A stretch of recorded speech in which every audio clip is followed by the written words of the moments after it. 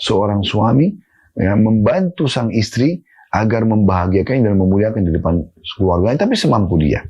Nah, itu masuk dalam kewajiban. Tetapi bukan berarti dia harus melakukan semuanya apa yang diminta oleh istrinya. Ya kan gitu. Sama juga apa yang diucapkan oleh keluarga pasangan. Tidak perlu semuanya kita tanggapin.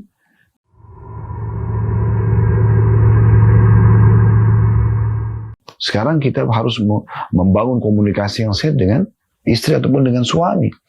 Bagaimana kita yang memiliki rumah tangga ini, bukan keluarga kita. Nah, ini poin penting ya. Sehingga kalau ada masukan positif, itu pun kita masih sortir lagi. Lalu kita lihat apakah ini maslahat ada untuk kita terapkan dalam rumah tangga. Kalau tidak ya nggak usah. Nah, seperti itu. Paragraf selanjutnya, sebelumnya beliau mengatakan masih lanjutan tadi ya. Dalam dua keadaan ini, urusan harus diatasi tanpa melukai perasaan pihak manapun. Alangkah baiknya jika ia mengatasinya atas sepengetahuan yang lain. Ya, maksudnya keluarga-keluarga yang menyampaikan secara langsung, tanyakan. Misal ada keluarga istri yang meminta bantuan atau minta sesuatu, sampaikan kepada istri. Ini benar nggak? Gitu kan? Atau ada keluarga suami, ya libatkan, bicara langsung sama sang istri. Libatkan suami. Apa benar? Ada adik Anda begini, ya, kakak Anda, ibu Anda.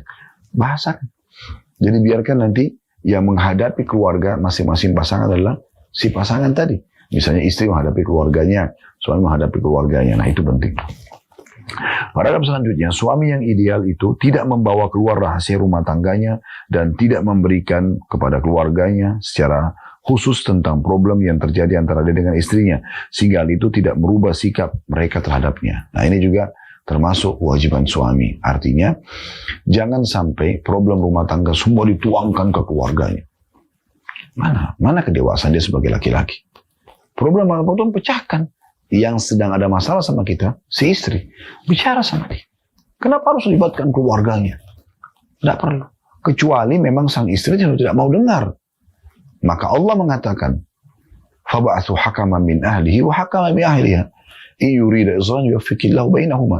Kalau sudah tidak ada titik temu lagi, maka baru utus orang bijaksana dari keluarga si yang suami dan orang bijaksana dari keluarga si istri yang mewakili, kemudian coba mendiskusikan permasalahan. Kalau mereka berdua ingin kebaikan, Allah akan memberikan taufiknya. Allah tidak ingin perceraian. Tapi bukan berarti setiap kali ada masalah langsung libatkan keluarga. Enggak, keluarga libatkan kalau kita melihat butuh kehadiran mereka. Nah, ini penting ya. Juga dalam masalah yang lain, bukan paragraf selanjutnya, bukan termasuk akhlak suami muslim menghina istri dan mencelanya lantaran keluarganya. Ya, jika mereka lebih rendah darinya dan keluarganya secara strata pendidikan, sosial, dan atau lainnya, selama ia telah memilihnya dengan kemauannya sendiri, maka ia tidak boleh membicarakan perkara-perkara tersebut. Suami yang melakukan hal itu berarti ia melakukan dosa besar. Ya, Rasulullah SAW bersabda, "Bihasbi imri'in min syarr ay yahkira akhahu muslim." Cukuplah ya seseorang itu dihitung berbuat buruk bila dia merendahkan saudaranya sama muslim. Hadis ini riwayat Bukhari. Ya, artinya di peringatan di paragraf terakhir ini beliau mengatakan tentang bagaimana termasuk akhlak yang baik, jangan sampai mencelah ya istri itu ya, atau nanti juga kita bahas istri kepada suami karena keluarganya. Itu adikmu, itu ibumu, itu ayahmu, buat begini dan begitu. Itu bukan termasuk adab. Ya, tidak boleh. Kewajiban kita sebagai suami, kewajiban juga kita sebagai istri adalah bagaimana justru kita tidak membawa-bawa kekurangan dan kesalahan keluarga pasangan dan kita timpahkan pada pasangan kita. Itu tidak bijaksana. Ingat, kalau Anda punya masalah dengan pasangan Anda, berarti sekarang antara Anda dengan pasangan Anda.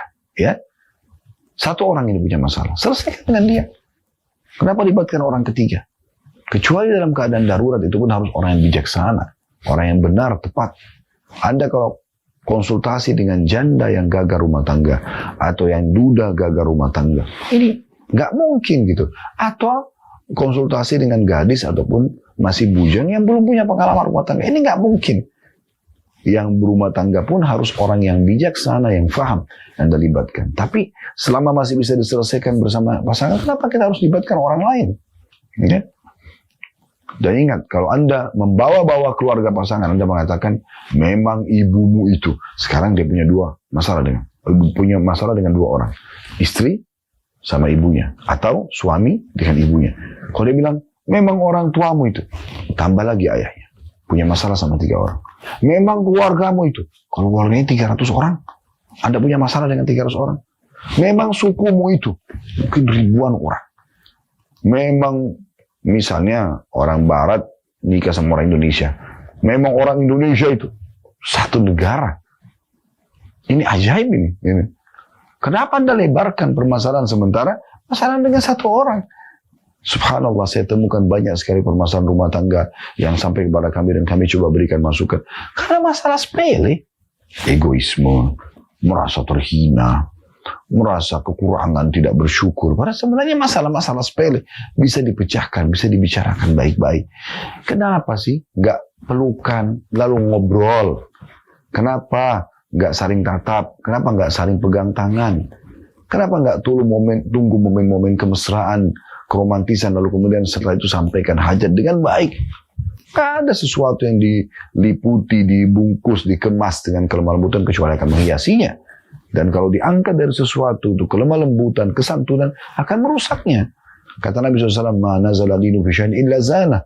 Segala sesuatu yang diliputi dengan kelemah lembutan pasti akan menghiasinya. Wa ma nuzi'a min syai'in illa syana. Dan tidak ada yang diangkat dari sesuatu untuk kelemah lembutan kecuali akan merusaknya. Nah, ini poin penting yang harus kita garis bawahi, teman-teman sekalian. Baik, kalau ada benar pasti dari Allah. Kalau ada salah dari saya mohon dimaafkan. Subhanakallahumma bihamdika asyhadu an la ilaha illa anta astaghfiruka wa atubu ilaik. Wassalamualaikum warahmatullahi wabarakatuh.